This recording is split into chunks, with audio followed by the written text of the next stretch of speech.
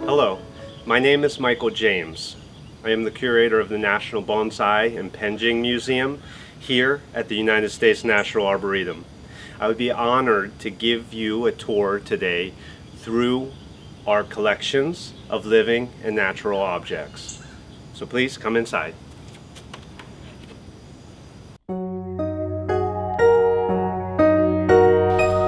Here we are in our Cryptomeria walk. This garden is planted as a native Asian forest. The trees are Cryptomeria japonica. They get very, very tall in their wild habitat. These trees are very symbolic and special in Asia. They are often found outside of palaces and temples.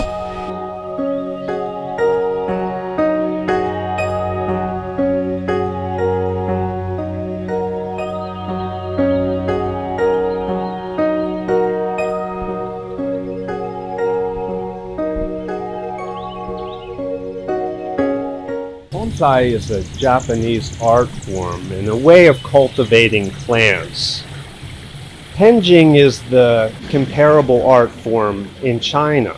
This art form can be practiced anywhere in the world that woody plants can be found, and there is no bonsai species. Techniques of training that are done to change and alter the plant and make a tree that has been taken from the wild or cultivated by humans and make that tree stay small and contained in a container, but have the same feel of a majestic outdoor tree. The museum also has a collection of viewing stones. Viewing stones, or suiseki as they're called in Japanese, are stones collected that are often unaltered by humans to represent things in nature. These stones oftentimes represent animals, mountains, waterfalls. Now we are entering the Chinese pavilion, where this art form originated. Penjing, or Penzai as it was first called, was first heard of in poetry around 300 AD. It then was also found in paintings. Penjing was greatly influenced by a class of people in China called the literati. These were scholars. They were literate. They would oftentimes go into nature to seclude themselves and study by reading, doing brush paintings, and writing poetry. This stone penjing on this rectangular marble tray represents a scene from the South China Sea where the stones jut up out of the water, and there's a mythical story that a dragon was chased from the land, and the body of the dragon going up and down formed these peaks and valleys of stone through the sea.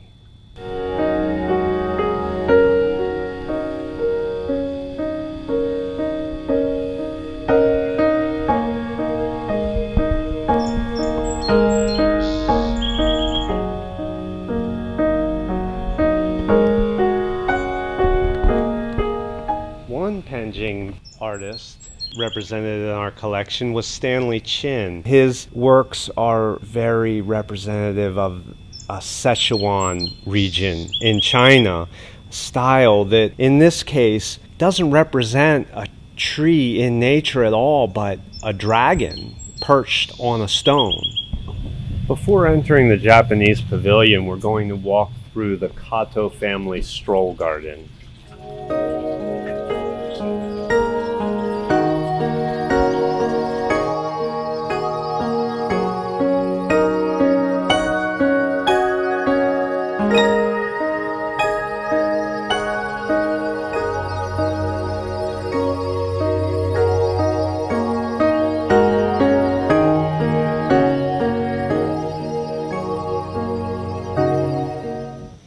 This Japanese white pine of the Miyajima cultivar was donated by Masaru Yamaki. It was within the Yamaki nursery and household since 1625. In 1945, it was within 2 miles of the Hiroshima bombing, and later gifted to the United States of America as a gift for our bicentennial in 1976 and an offering of peace and reconciliation.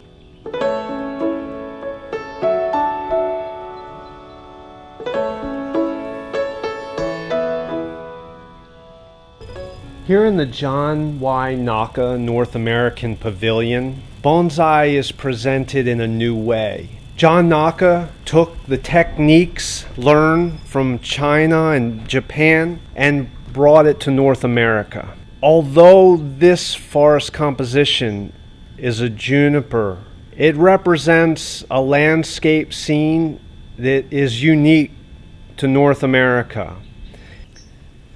John Naka brought new species to the world of bonsai. Species like the coast live oak, the Montezuma cypress. The North American Pavilion is filled with the legacy and students of John Naka. One interesting aspect of bonsai is when a master styles a tree and cares for it, they're often doing that knowing that that tree will outlive them and will be left for another generation to care for. So any good bonsai practitioner will leave the trees that they created for someone else, and they will be in a better form through that multi-generational collaboration.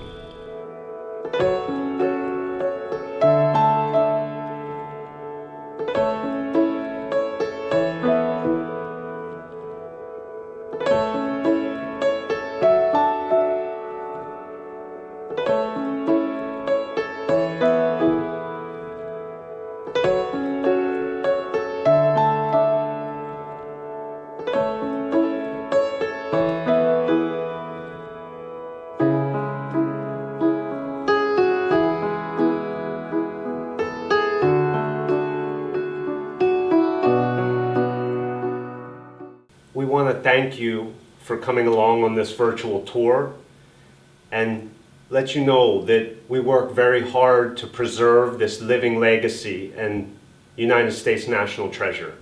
So please come visit us soon and enjoy the peace and serenity that this collection brings to us all.